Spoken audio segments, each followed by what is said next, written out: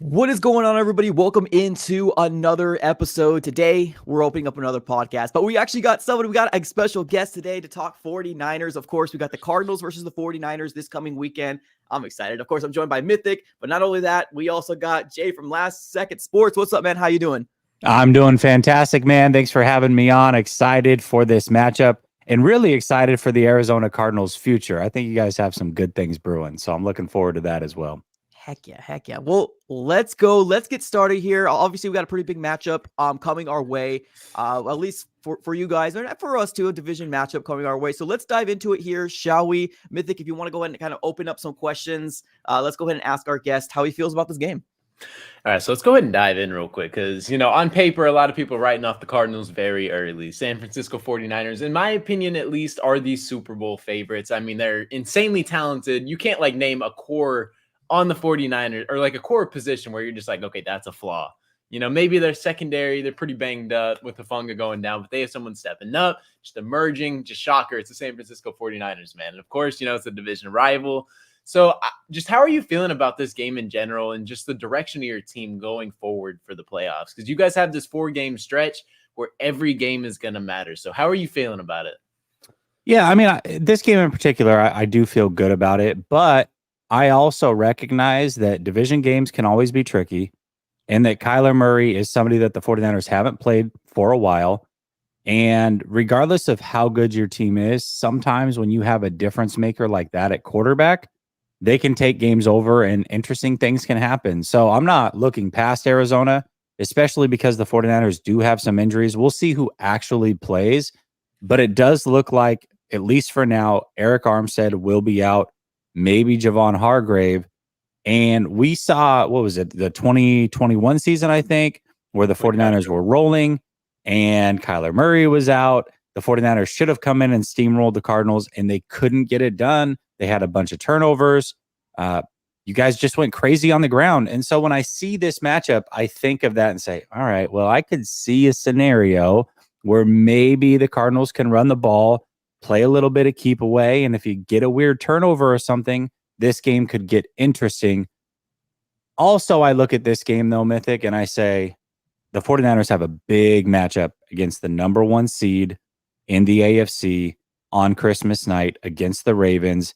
And Lamar Jackson and Kyler Murray are very similar in how they get it done at the quarterback position. This is a way for the 49ers to get a little pre-test in before playing the Ravens as well. So I'm excited about the matchup in general. Yeah, that's the tough part that people don't realize because the Ravens, that might be a preview of the Super Bowl come early. Yeah. And if you guys can get a lick at Kyler, which you brought up a great point when we had a discussion, is you guys play Jalen Hurts, but Jalen Hurts is nothing like Lamar Jackson, like a Kyler Murray. 2 different play styles. One of them is based on physical traits, and that's Jalen Hurts, who can run you over. He can run forward, and forward momentum is going to be it's a son of a bee. But Lamar Jackson and Kyler Murray in open field will make you miss, make you look clueless, and they're just very similar in terms of aspects. So if you could compare Lamar Jackson to anybody in the league, it's Kyler Murray. So this game is not only a test for you guys, but it's a good look at what you could be getting on Christmas.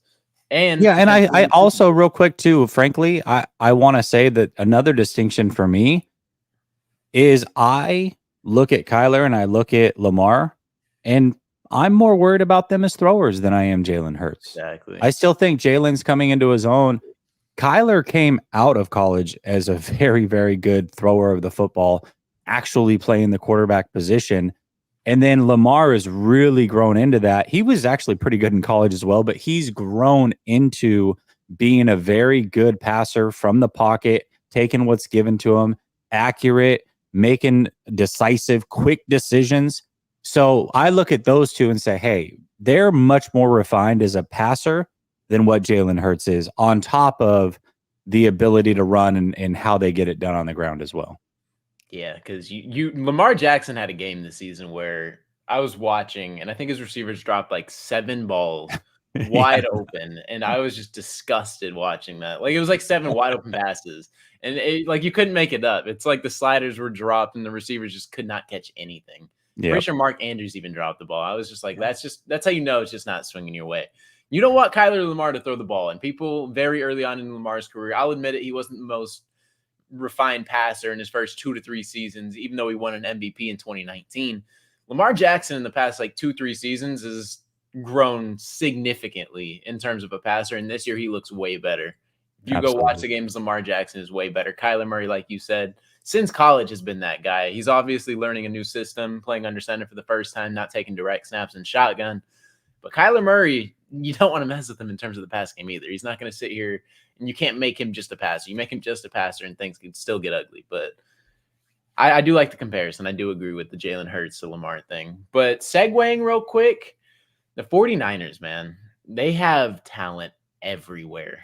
What is the one, if there's anything, what is the one position that you think the Cardinals are like, what are the advantages for the Cardinals? Do we have anything? Is there anything you're worried about from us? Or do you guys think we're going to get shut down completely? Because a lot of the people within our fan base are kind of worried about this matchup, myself included, obviously, because, the 49ers, in my opinion, are the Super Bowl favorites. So do you think the Cardinals have any advantages going into this matchup? I mean, I don't think that there's a clear on paper advantage, but I don't think that means that it can't get interesting. Like I said, with the injuries are great equalizers. It happens every year in football. It happened to the 49ers last year. The 49ers went into the Falcons game a much better team on paper. They had a couple injuries on defense, and then throughout the game, they lost another 4 or so starters. They were down to 2 starters on defense for big chunks of that game.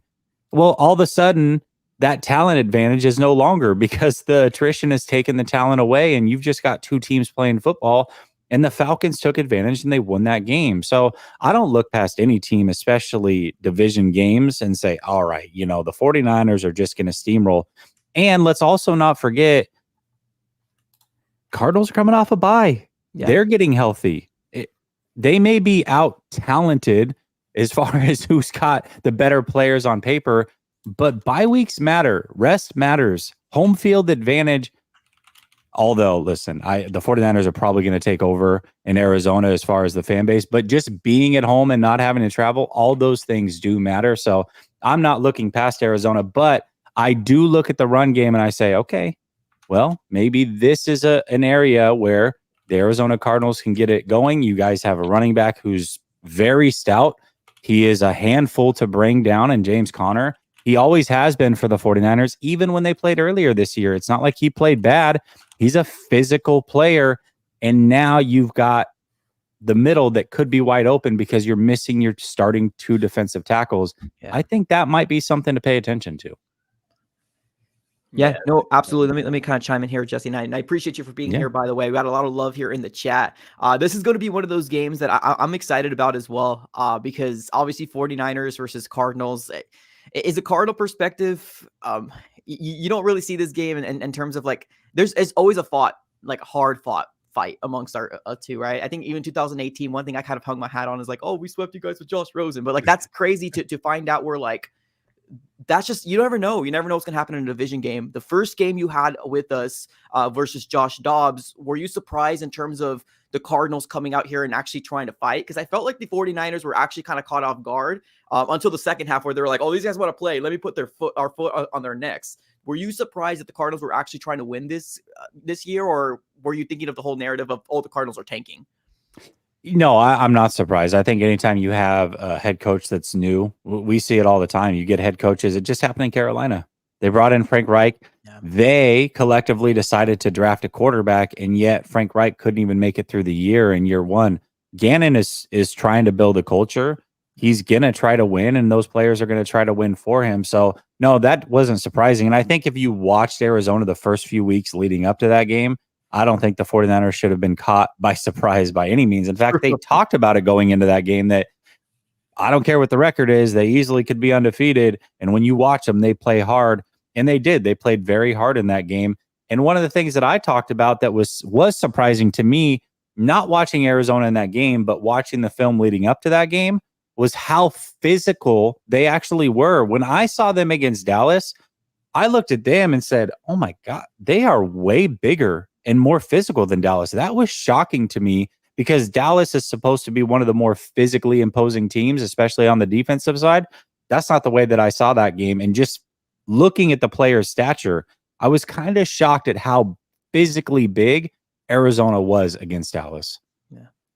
And then, Mike, we talked about that. Like, we talked about that as soon as the Cowboys game came on. Like, the Cardinals going from Cliff Kingsbury and, like, the pretty boy offense versus Jonathan Gannon in just a couple games, like the first 3 games. It's like, you can tell it wasn't the same Cardinals. They gutted this team. And like you said, they played with more physicality. And it kind of shocked us, too. Like, those first couple games, it's like we should have won a lot of those. Like, with how close the NFC is now, who knows? Like, genuinely, who knows where the Cardinals could have been? Like, 5-6 wins, and we're in the hunt. Like, that's crazy. We win that Washington game, New York game. We have 5 wins and potentially win another one. Who knows? Just unfortunate, man, where it leads up. And the thing is, too, like with Josh Dobbs, and we've talked about this. I mean, Mythic has talked about the fact that, like, we appreciate everything that Josh Dobbs has done for us, but like we can't ignore the elephant in the room that, like, if Kyler was starting, this would be a whole different season. Like, we have teams in the hunt at 6 wins. Like, we got the Rams and the Seahawks, like, in the hunt. Like, that's absolutely wild to me. Who are you worried about on this team? Like, if there's one person, either offensively or defensively, is there any person that kind of sticks out to you? I mean, I guess other than Kyler Murray, is there anybody that sticks out to you, like any rookies, anything from the Cardinals, Jesse? Well, I mean, you guys have some injuries. We talked about your and his name slipping my mind. Was it Tranquil? Who's your linebacker? Oh, Kaiser White. Kaiser White. Oh, Kaiser White. Kaiser White jumped out on the film watching him going into that first matchup. He's not there, but I mean, come on, it's big names. Buda Baker, to me, the matchup that's always the most fun, and really not because it's a good physical matchup, which it is, but because you can genuinely tell how much George Kittle and Buda Baker love playing football against each other. It is very competitive. It is hard hitting. It's very physical. But you also know that there's a genuine respect there, and that's the way the game should be played. You know that they get up for this game. This is a game where George Kittle's going to try to be at his best. Buda Baker's going to try to be at his best. And it's just a fun little rivalry that they have there. And every year, I get geeked for that matchup. And I was disappointed that we didn't get it the first time around. This time we will. I'm looking forward to that matchup. But also, I don't think he's the best running back. I think he's more than serviceable. But Connor is a physical guy. And I've said it a couple times now, but with some of those injuries up the middle, Connor's a guy that can carry the ball 35 times and wear down a defense. He is that player. And maybe this is the game where they try to go that route. So he does worry me a little bit as well. Yeah, no, James Conner, obviously our workhorse for the Arizona Cardinals. And we've said this before, like when James Conner was healthy, our offense was different. When Josh Dobbs didn't have James Conner, there was obviously a struggle. And kind of the same thing with Kyler Murray as well. When he comes back, you got to have that run game. And James Conner is our workhorse. Now, there was a scuffle between Tolanoa Hufanga and James Conner at the end of the game. I'm assuming it's just obviously football at the end of the day. Is there any... How do I phrase this question? Like, I don't know. I guess it's not really a question. Like, is there carryover basically from that, you think? Carryover? Yeah, I guess that's the best way to say it. Yeah, I don't think so. Talanoa Hufanga, unfortunately for him, hopefully he can recover, but he's out for the season, so he's not even going to be in the matchup.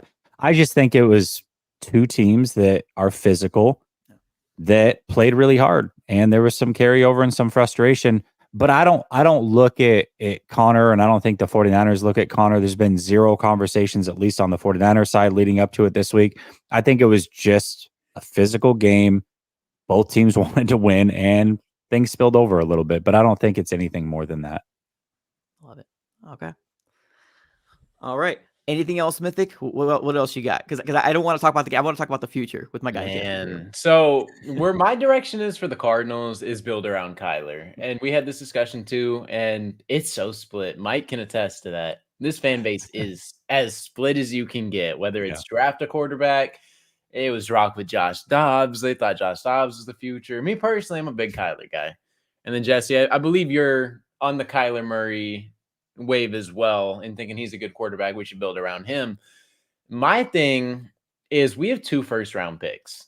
If you can allocate that to people who aren't a quarterback, that's probably the direction you want to go, whether it's offensive line, a Marvin Harrison Jr., you want to build around Kyler Murray. And that's the direction that I believe. And if you can have like a Detroit Lions style rebuild where you hire Dan Campbell, not good the first year, you take that leap to like 7-8 wins in year 2, and then look at them now in year 3. They look great. Obviously, I think the Lions could be a little fraudulent, but that's my opinion this season. You know, but they are 9 wins. So do you think the Cardinals should stick with Kyler Murray and just rebuild around him with all the picks we have? I believe it's 7 picks in the first 3 rounds. Or do you think they should move off him? Yeah, I really think you can make an argument for both. There is something to having a quarterback on a rookie deal and building around them. It does make things a lot easier. The problem is with Arizona, going that route means that you're still going to be under it when it comes to the cap because getting rid of Kyler costs so much money. It's not an inexpensive acquisition to move on from Kyler. Yes, you're going to get capital for him, but you're also going to pay a ton just to do it. So that takes away 2 years minimum of having a cheap quarterback because you're paying Kyler. I think Kyler's a good quarterback. I think people really went crazy with this whole Call of Duty clause, is what people were calling it. Yeah. I think that's overblown. Kyler Murray, when he's healthy and at his best, has proven that he can play at a top 10 level in this league. I think certainly talent-wise, he's a top 10 talent. I think he's a good quarterback. And I think there's no reason not to build around him, especially because he's bought in. And I will say this too. I think Kyler Murray coming back and fighting to come back from this injury should speak more volumes about who he is as a player than any of the other stuff that we've heard. And I think that Kyler Murray probably has something to prove to everybody that's been talking, because it wasn't just the ex-general manager. It's some of the guys that he's played with. He hears it all. And I think he's out to try to prove these people wrong. I think he's worked really hard to get back, not only get back, but learn a completely new system that he's never played in. And I think that Kyler Murray is going to be better for not only the injury, but also all of the talk. He got to sit back and listen to it all, use it as motivation. I think Kyler's a good football player. I would build around him. I would try to get a Marvin Harrison Jr. and then just best player available. Maybe even if Marvin Harrison Jr. is not there and you can trade back 4, 5, 6 picks and get more capital, do that as well. Build around Kyler. I think that is the right move. Yeah, and I think with Kyler Murray as well, and I'm not sure if obviously as a 49er fan, you focus on these type of things, but like one of the biggest narratives out there in terms of with Kyler Murray is the fact that, grumpy cat, can't contain his emotions, not a good leader. But this year, I honestly feel like something has changed, something has clicked, and I think a lot of people kind of pointed to the fact that like I don't think he's taking it for granted anymore. Like after this injury that's happened, I think it kind of brought him to a new perspective, and you can kind of see it, the way he talks, the way he carries himself on the sidelines, even when things go bad. You don't see him sulk anymore. You kind of see him, looking at the tablet and doing the things that, Cardinal fans want him to be. Like the maturity levels skyrocketed from like one year to the next. So it's good to see as a Cardinal fan, especially because of all those narratives. And I feel like Kyler Murray, along with Dak Prescott. Now, obviously, Dak Prescott is completely different. We don't like Cowboys, but anyways, like Kyler Murray's gotten a lot of hate for whatever reason, right? Being too small, gaming, grumpy cat, whatever you want to say. It's good to see him turn that leaf over. So I'm excited. I truly am. I'm excited to see if Michael Wilson is going to be able to go, because I don't know if you remember the first game, but Michael Wilson had a really good game against you, against the 49ers anyways. So I'm excited to see if he's going to be able to come back. It's trending in the right direction, but we'll have to kind of wait and see. Yeah, and I hope he is able to play. This is an ongoing thing in San Francisco. The secondary for many years has kind of been the weakness of the defense. It was back in the Harbaugh era. It has been in the Kyle Shanahan era.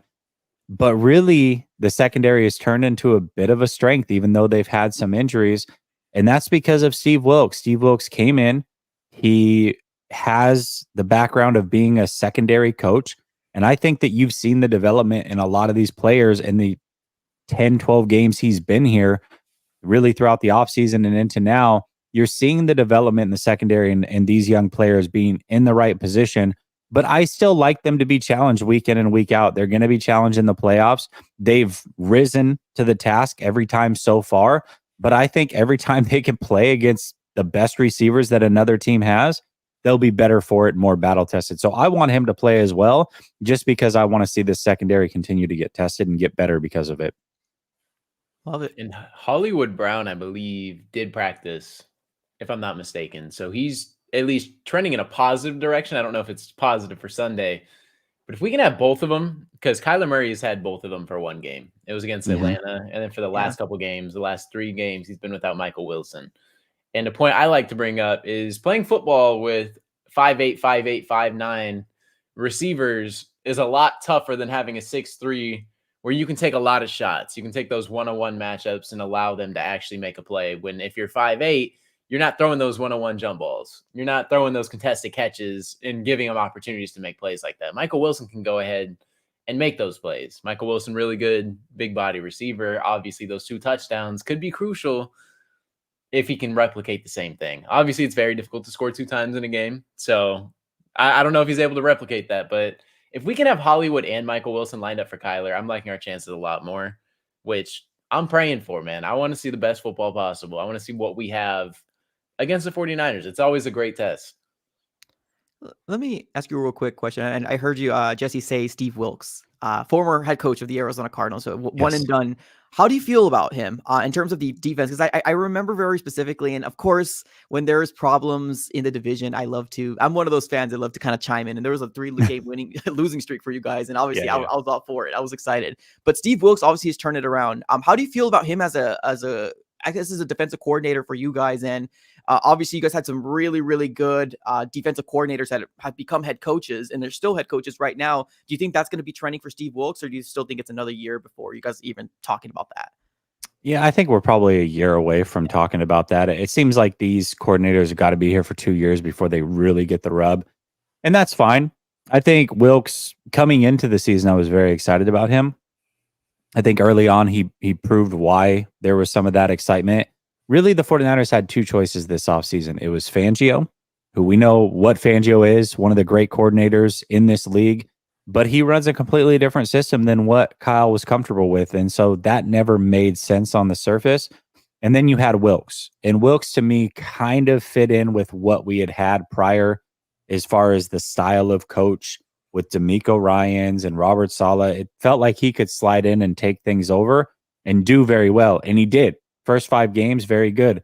I also think during the 3-game losing streak, he was used as a scapegoat. It's interesting to me, and 49er fans are really funny like this, but whenever the 49ers start losing, it seems like everybody but Kyle Shanahan gets held accountable. It's crazy to me. I don't understand it. It's the quarterback's fault. It's the coordinator's fault.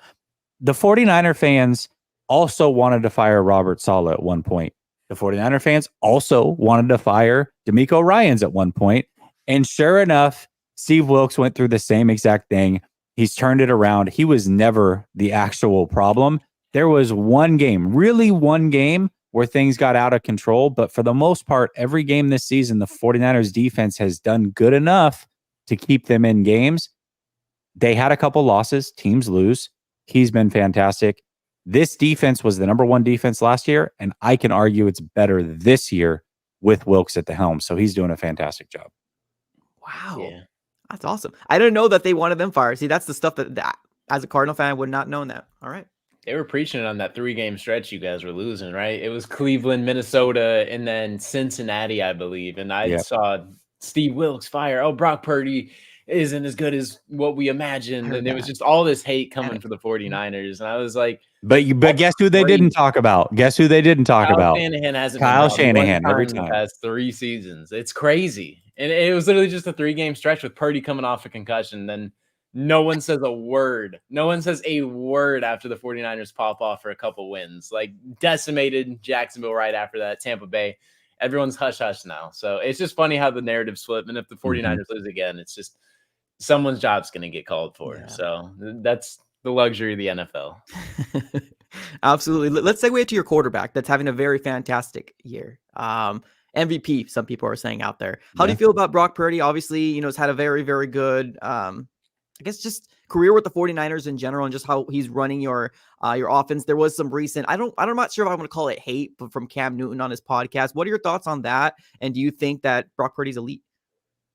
I think Brock Purdy's having a fantastic year. And it's funny because what I notice is I always ask about Brock Purdy to other fan bases. Whenever I have a content creator on my channel for my Behind Enemy Lines show weekly, and you can tell there are some of the content creators that don't fully believe in Brock, but they're afraid to go there because they're on my platform and they probably think like, okay, he's a big Brock guy and the chat's a big Brock guy and whatever. I was really big on Brock Purdy 2 years leading up to the draft. From December 2020, I've got receipts all the way through the draft and being excited when he was drafted by the 49ers. However, since he's become the starter, I have pushed back a little bit and said, hey, I did think he was very good in college. I thought he was underrated. I had him as a third round talent. Obviously, he went the last pick in the draft. But as much as I loved him, I don't think he's that franchise guy or ever going to be that. Now, right now, that looks like a really awful take. I understand that. But what I'm trying to say is a lot of what Cam said. And it's like, hold on a second. We really haven't seen this guy without all these great players around him. He's different than Jimmy Garoppolo. He's better than Jimmy Garoppolo. Any 49er fan will tell you that if they're watching the games. Jimmy Garoppolo did very good in this system and very good in this offense. 2019, 29.9 points a game. That is not a low number. That is a very good number for an offense. They went to a Super Bowl. They went to an NFC championship. But people knew watching Jimmy Garoppolo that he was along for the ride. He was not driving things. But back then, when you interviewed the players, it was always, oh, it's Jimmy and he's great. And without him, we wouldn't be anywhere. And now you're starting to see people come out and say, yeah, well, we said the right things, but really we didn't believe that. So when it comes to Brock Purdy, he's clearly better than that. Jimmy Garoppolo was never in an MVP conversation. I think Brock Purdy deserves to be in the MVP conversation. I think Brock Purdy is playing elite. I don't know if Brock Purdy is elite. Those are two very different things. We've seen quarterbacks play elite. Carson Wentz at one time should have been the MVP of this league if he didn't get injured. He had all the physical traits. He looked like he was on his way to being a great quarterback. He fell off. Nick Foles at one time played elite for not only a season, but then later to win a Super Bowl and go into a playoff run.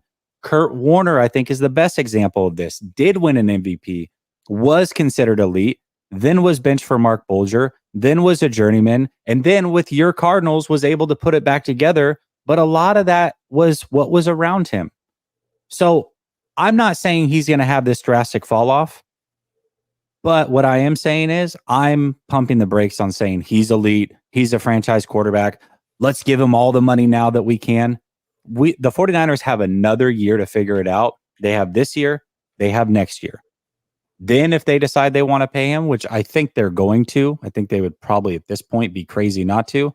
Great. Let's see what he is when he's getting paid big money and has to be the reason week in and week out and not a reason from time to time. That's what I want to see. I think Brock Purdy's great. I align with him from a personal aspect, a religious aspect. I liked him a ton going into it, but I'm not going to call a player elite off of one season. I just can't do it. Yeah, no, it's fair. And I've seen people in the chat here. I think that's a good take as well, because you don't truly ever know. Me and Mythic were talking about this on Wednesday in our last podcast, where we kind of chimed in on the idea with the whole Cam Newton, his take and blah blah blah. But I even said, like, Brock Purdy doesn't need to be elite. Like, he's got so many freaking weapons. Like, he's playing to what he should be doing, right? With Debo, everybody that you guys got on that squad, it's absolutely wild. But man, I want to be mindful of your time. Mythic, you have one last thing to say to Jesse before we kind of have him, do his thing after. Let's go ahead and get some score predictions.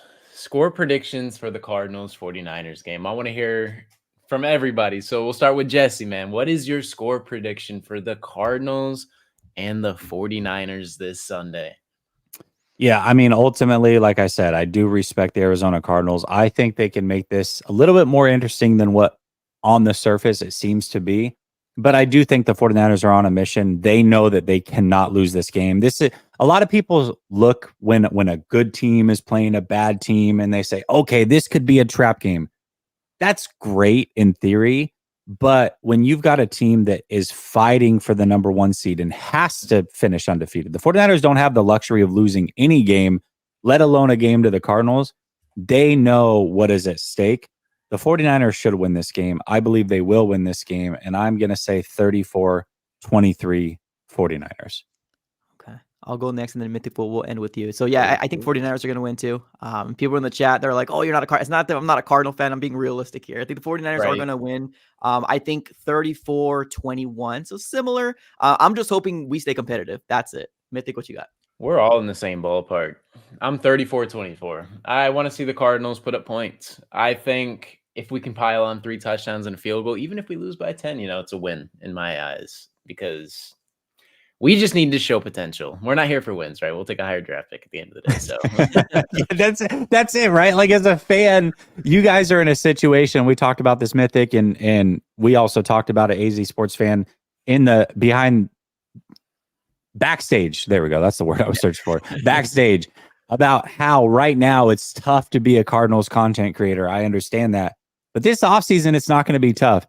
Teams like Arizona, teams like Chicago with multiple first-round draft picks, you guys are going to dominate the news. What are they going to do in the draft? Are they going to trade up? Are they going to take a quarterback? Are they going to trade back? What is the plan? What does the future look like in Arizona and Chicago?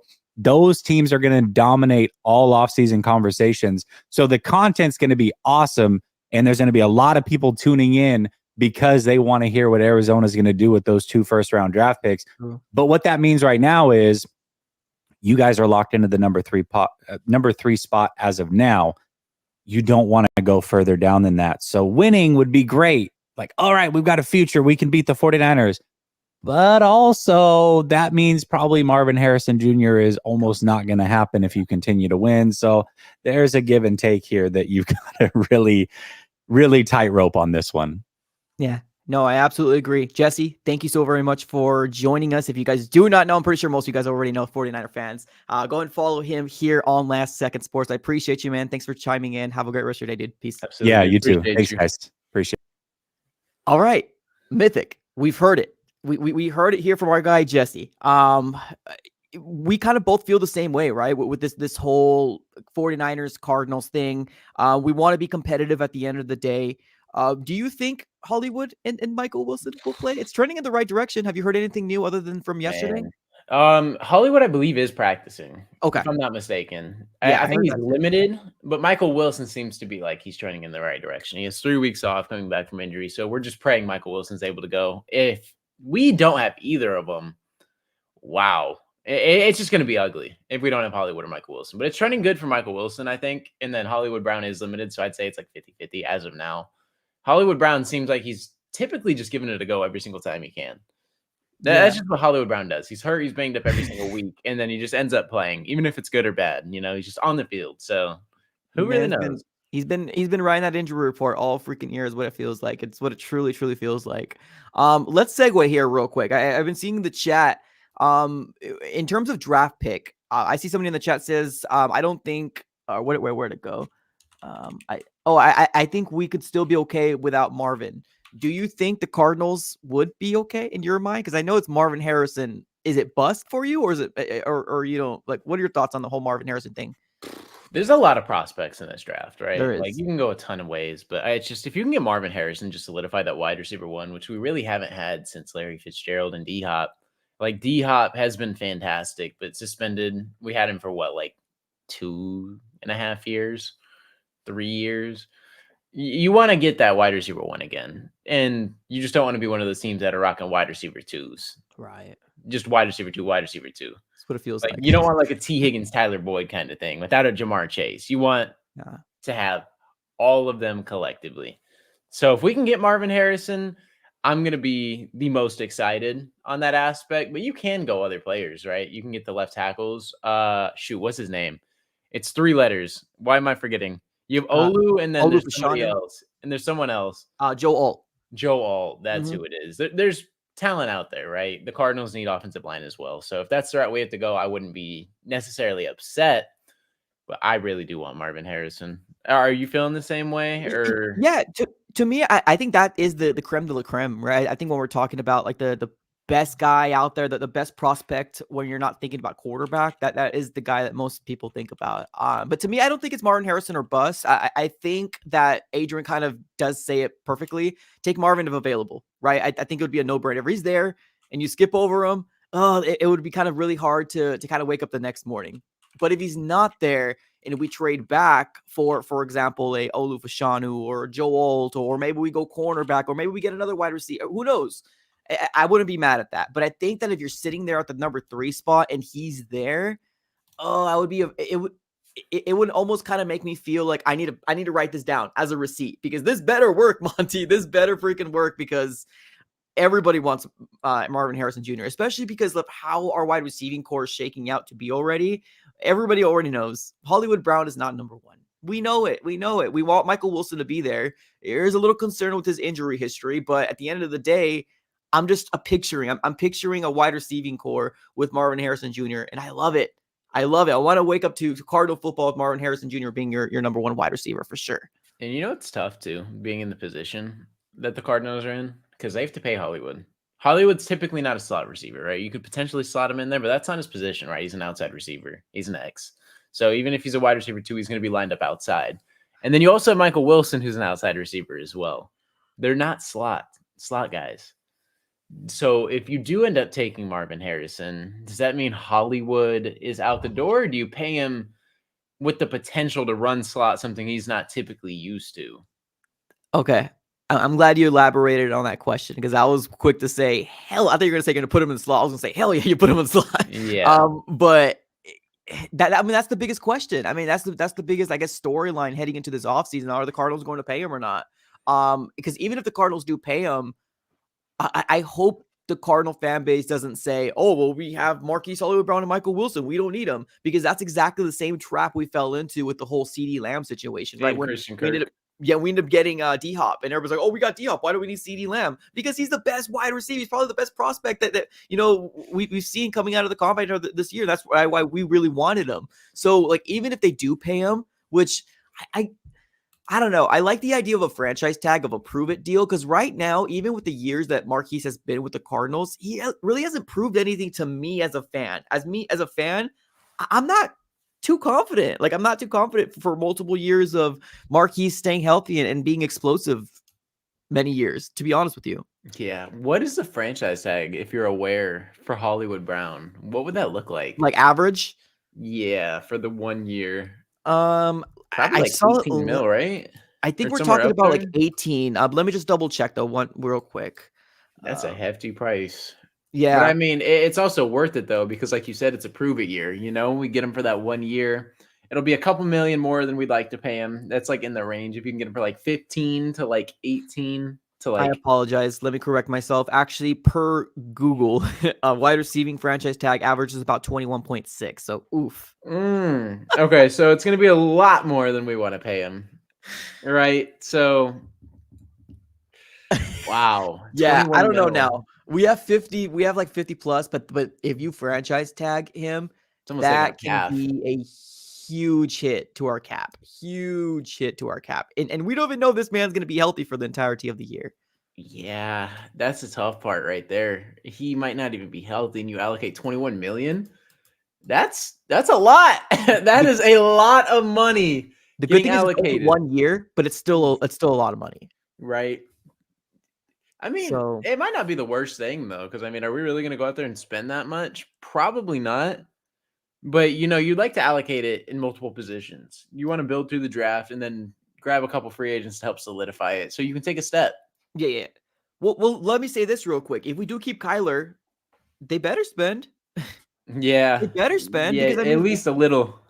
Yeah, to make your team. And I'm not talking about like get every single big name. No. I'm not saying. I'm talking about 1 or 2. Like, that's what I'm looking for. I'm looking for 1 or 2 big contracts, and then everybody else can be filled in. But I'm also mid-tier. Like, we're not, if Kyler Murray is going to be the quarterback, you better, because he's a franchise quarterback. That's what you want to win with, right? We'll win with them. You know what I mean? You put him in the best position to succeed. And I do see where if the Cardinals do keep him, we would be in a better spot, because that means to me as a fan, expectations better be, okay, well, let's win. Let's roll. We got Kyler Murray. Let's roll. He's being paid. Let's go. If we do get a rookie quarterback, then there's more excuses being like, oh, well, we're still trying to rebuild. You got your franchise quarterback back, right? And hopefully he's going to finish the season off strong. So get yourself a guard. If you want to get a wide receiver 2 or a wide receiver, I guess 2 or 1, whatever you want to look at it, get one of those guys. If you want to spend some money on a cornerback, cool. We'll fill the rest in some draft, and we'll kind of pick up some other people here and there. But like, you better. Yeah, it's tough, man. I mean, it's tough. I really wish we built around Kyler like how Kyler wanted early on, because the O-line would be borderline established right now. We'd at least have 3 or 4 guys up front, and then you could just be like, wow, we don't need to worry about the offensive line at all. Just go get talent and weapons and defense. Go get a corner. Like, I wanted a corner for the last 2 years. I wanted J.C. Horn, Patrick Surtain, Derek Stingley. Like, I wanted a corner desperately, and we still don't have that. And I really don't know if Kool-Aid is that guy. I really don't know. I mean, people are saying Kool-Aid is tough, but like, I haven't really looked into him like that, you know? So I got to kind of like dive in a little bit, tap in on that. But like, I don't know. Like you said, Kyler Murray, you want to build around him. He's the franchise guy. And these last 4 games, I'm actually really excited. Me too. Like, really excited, because they're good teams we're playing. Like, this should be, it might not be good football on our end, but you know, it's just interesting. It could be. And that's what I'm really like interested to see, is if it's going to be good football. I'm really excited to see what we do against good teams. Chicago's been turning up. They just beat the Lions. So I don't know. I'm really excited. This is a good 4-game stretch. And that Seattle game, we could have a chance to knock them out of the playoffs. But I don't know. It's tough winning games, you know? If we win 2 of these games, then Marvin Harrison's not happening. But it's a good step for the direction of the future. But it's like the pit gets worse. So it's like you take your win where you take it. Yeah. No, I agree. I agree. You win, your pick gets worse. I mean, but here's the thing, like, the only win I can kind of see, it would be the Bears. But like, even how the Bears have been playing on defense, it kind of gets me a little worried. It still kind of gets me a little worried. So I don't know. I don't know what's going to happen here with the Cardinals. I wish I was a fly on the wall in these team meetings to really kind of get into like, what is Monty even thinking? Like, or is he as up in the air as everybody? Because like, that would be crazy. I get 4 games. You know, there's still 4 games left. I think we both kind of established that we both agree that it's still evaluation time for or at least you think it's over, right? The evaluation's done, right? I personally do. Okay. I still think it's happening, personally, but I mean, we'll see, man, how these 4 games come out. Yeah, we'll see. Anything else you want to talk about? We're probably going to be ending here at the 45-minute mark. Anything else you have before we close up shop? How do you think this game's going to go?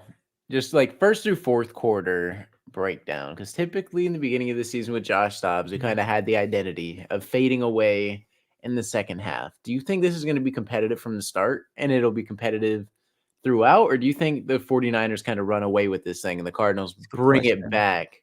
That's a good question. You mean like garbage time, bring it back? Yeah. Is it going to be like a garbage time 21 points? Or do you think it's going to be competitive, but then the 49ers just take it on the back end?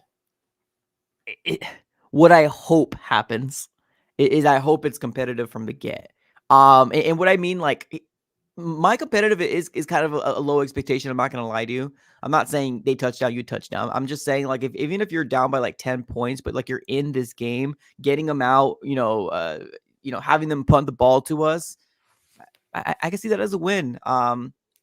Obviously, momentum is a good thing for the Cardinals. We got to get this offense going to the level of what we think it should look like in 2024. Like, it's been 4 games already. Kyler Murray's already been playing his preseason, right? He said that on multiple press conferences that he feels like these were his preseason games. Well, now regular season starts up.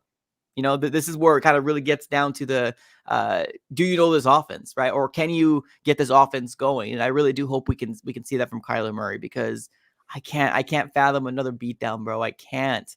Please, no. We can't have another Rams game. I mean, 3 of the 4 games have been really competitive and should have been wins for the Cardinals. So you have one blowout. I mean, it happens, especially with the non-talent we have. And it's just tough when Matthew Stafford comes in here and just shreds us like that. It literally felt like the defense couldn't do anything. And then on top of that, the offense couldn't get it going. You're just like, well, here we go. And then when they're just clicking like that and they just rally off points like it's nothing, it's impossible, man. It was impossible. So I'm just hoping the 49ers don't replicate that. Obviously, a way better team. But with Josh Dobbs, I mean, we showed fight. So who knows? Who knows? I'm just hoping we at least keep it with under 10. Under 10. couple things before we close up shop. I just looked at the Twitter world. Couple things I want to talk about actually. So we might be a little longer. Perfect. CJ Stroud already ruled out. And the reason why we focus so much on the Texans is because we own their first round pick. But it seems like CJ Stroud, Nico Collins, Will Anderson, Tavir Thomas, Blake, and they got a few other people not practicing and not playing on Sunday versus the Titans. So that's huge. That's huge if CJ Stroud and Nico Collins ain't going this Sunday. Dang. Right. Dang. Now, if the Cardinals could have taken that game from them, look at where the positioning would be right here. Yeah. They'd be what, top 12? Oh, yeah. Oh, yeah. Easy. Because if you look at the standings, man, like everybody's grouped up. Like you're literally like one win away from being like shot up or shot back. It's so crazy how like we've talked about how not very competitive this NFC is, right? We got two teams or we got multiple teams that are 6 and 7 and they're in the hunt. Like it's crazy for playoffs. So like, yeah, we might be. But by the time this season's over, there's like 4 games left and we might be picking 3 and maybe 12, maybe 3 and 9. That would be wonderful to have 2 top 10 picks, right? Wouldn't that be wonderful? And that's what we're praying for as Cardinals fans over here. Top 10, top 10, top 10. We need Houston to keep slipping. If they could lose out, and people were saying they were a lock for the playoffs. I was like, no, they're not. No, they're not. They're not a lock for anything yet. No. That looks great for us, man. No, for sure. Obviously, prayers up to them. Hopefully they get healthy up, but that's really one of the big things. And another thing that happened, the breaking news that happened probably about 30 minutes ago. The head coach Brandon Staley just got fired after the beatdown on Thursday Night Football. Did you watch that game? I chimed in here and there. My friend, I was playing Madden for the first time in so long. Yeah. I hate Madden, man. And I was just like, just chilling on Madden. My friend like read the score. He's like, oh, it's like 49-0 or 42-0. I'm like, no freaking way. So I pull up Google, just type away 42-0. And I was like, what the, like, it's crazy. These two teams are supposed to be horrible and the Raiders are just dominating them. I knew Brandon Staley wasn't surviving as soon as it was 42-0. I was like, something's going to happen tomorrow, man. Like, your job is already in question. And the interviews, he's already losing his mind. 42-0. You can't have that. And people love to say it's Justin Herbert's fault. Or like, I love the memes where it's like Justin Herbert needs to go play middle linebacker. Like, Justin Herbert, why aren't you catching this ball for Quentin Johnson?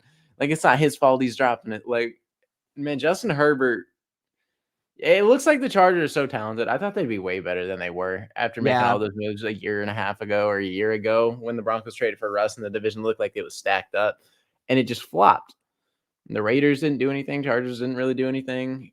Chiefs were the only team to make noise. And then here we are. And I don't know, man. The Chargers have just failed and failed and failed. They parted ways with the GM and head coach, which seemed to be a good step.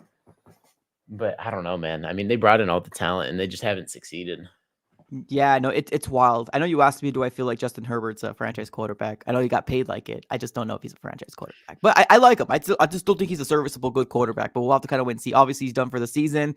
Yeah, couple wild things. Big shout out here to my guy Adrian here. Go ahead and actually tagged us on Twitter during the show. So big shout out to him. And he actually go ahead and tagged us in this. Yeah, man. Woo-wee. That looks nice. Yeah, man. It looks great. I believe it was Vic on Twitter who made that edit right there. That's crazy. So fire edit, man. Fire. Let's see if that comes into fruition come draft time, man. That's crazy. Well, we'll see. I mean, obviously, a lot of things need to happen. I mean, obviously, the Cardinals need to stay at 3. If they move back, I don't think it's the end of the world, personally. I still do think it's a great thought of it. But let's see if the season finishes off strong. We got a division rival coming our way, and they're playing here. I'm excited to see how this game's going to shake out, but not only that, the fan base. Like, is the fan base going to show up, or are we going to be overrun? We're going to be overrun, right? I think there's no doubt. Yeah, I think so. I think Cardinals fans consensus over there, which we're not consensus about a lot of things, but you know, that seems to be the one. Damn. Wild.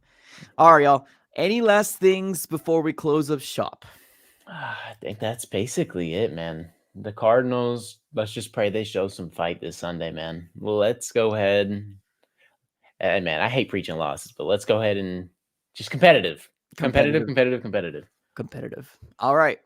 Appreciate everybody for tuning in. Definitely big shout out to Jesse from Last Second Sports for joining us earlier in the show, talking Cardinals versus 49ers. Of course, Mythic, as always, thank you so much for joining in. Everybody in the chat, appreciate you guys for keeping engaged. If you guys haven't already, subscribe it up, smack the like button. If you guys are interested in finding out when you can catch the next stream, take a picture of this screenshot here, ladies and gentlemen. This is going to be our schedule moving forward and going into the off season. And if you want to take us on the road, go ahead and obviously follow us here on Apple Podcast.